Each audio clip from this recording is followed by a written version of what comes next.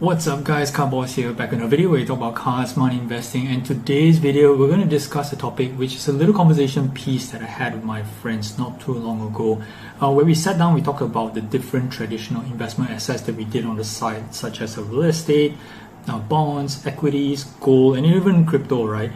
But when I told my friends that 90% or more, even in fact more than 90% of my investment portfolio was in trading cards, you can imagine the confused look that they had in their faces. Well, in this video, I'm going to share with you what I talked to them next, so stick around.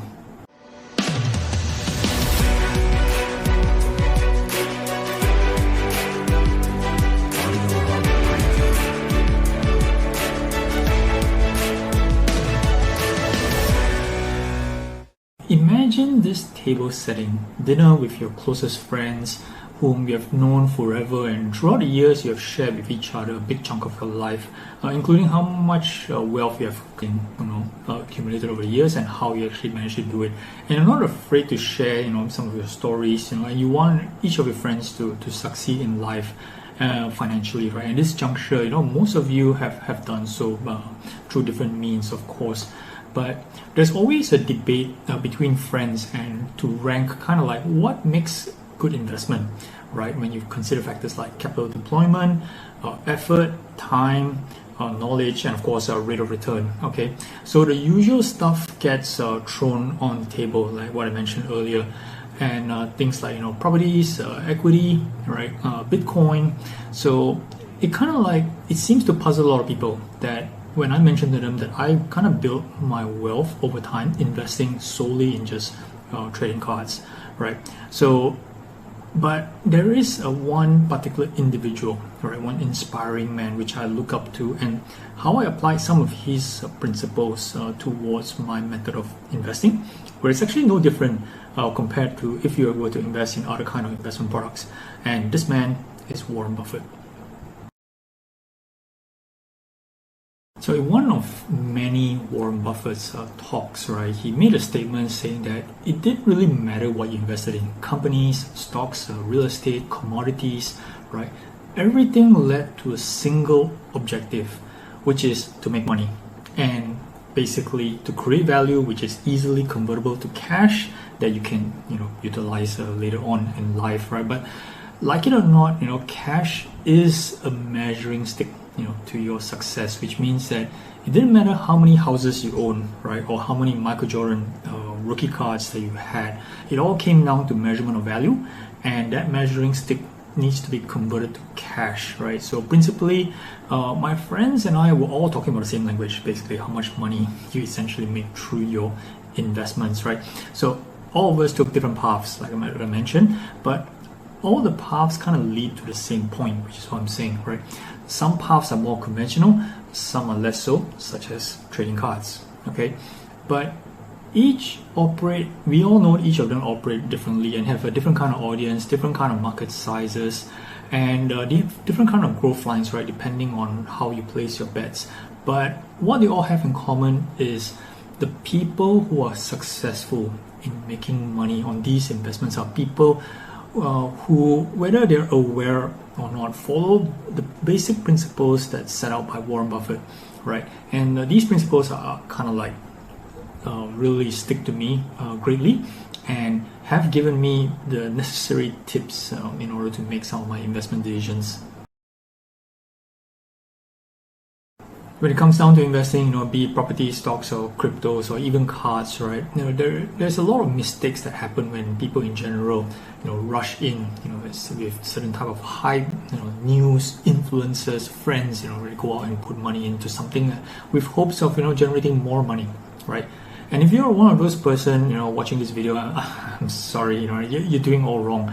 Now, you can say that you have received some form of education, right, on what you're investing in, be it you read a book, watch a YouTube video, but the level of understanding runs a lot deeper than that, right? Of course, you look at me and say that if the form of education, from that form of education they receive is not enough, how do I start, right? So that's where the effect of risk tolerance is. The true way of learning is to try and get your hands dirty itself, right?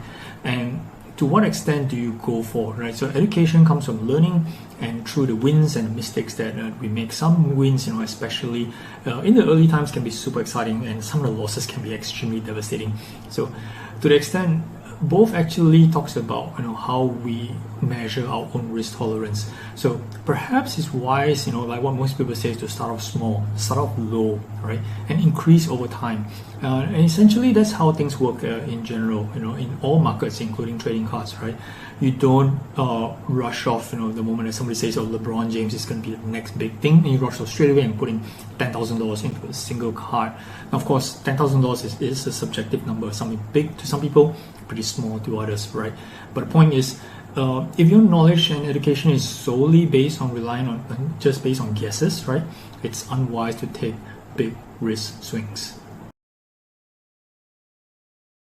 Now, diversification doesn't mean buying 4 or 5 different kind of players within the sports card market. What it means is diversifying outside of different markets in its entirety. Spreading your portfolio across different sectors. Like for example, I'm just using rough percentages: 40% in real estate, 20% in equities, and so on and so forth, right?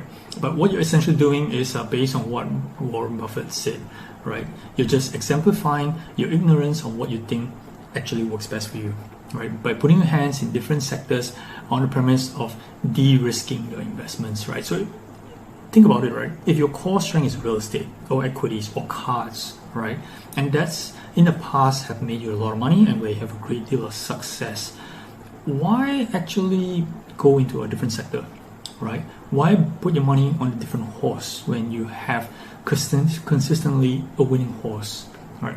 Of course, you would say that markets that you're operating in can go up and can go down, but if you have won over time, if you have complete familiarity with those markets, right, that's just an afterthought, right?